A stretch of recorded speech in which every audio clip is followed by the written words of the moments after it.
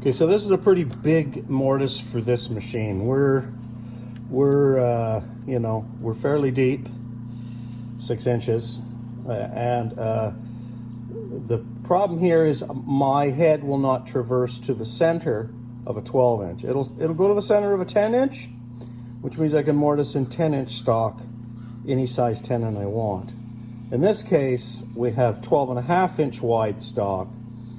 And so maybe a handheld might be better in this, but I don't know what the limitations of those are.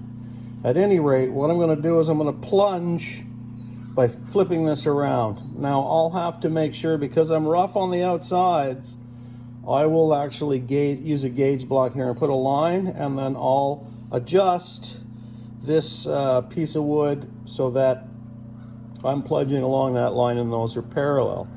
Now this is going to make a 4-inch wide tenon, which will waste the center out by hand, just with a fine tool, diving in, and then a crank neck tool to clean out the bottom. We'll then pack the sides, which are nicely machined, with packing material that will size this to its right size tenon. This tenon is not for,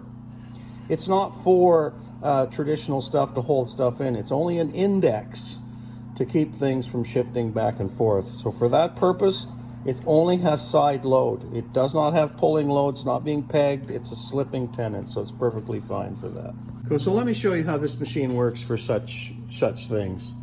So this is the extent of my mortise, and I've set it up on the center so that I don't have a radius in the inside corner. We're going to pack it so it doesn't matter. I don't need a square shoulder in this case.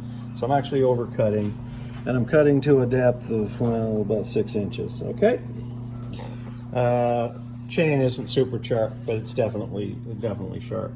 Now, I've got a center line, and I got a center line on a piece of tape right here. And these are my traversing stops. There's 24 inches here. So you can see they come and give me the extent of this is my turret depth stop rotating. You can have different heights. I've got it at full maximum, so I'm not really using any of that.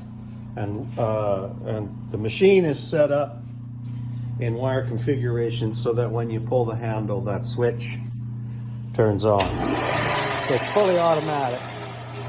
And then this gear just makes it possible for you to stand in front of the machine and do your traversing, so you can sight your work if you're doing that sort of thing. You saw me take it off for that last piece. Anyway, that's how the machine works.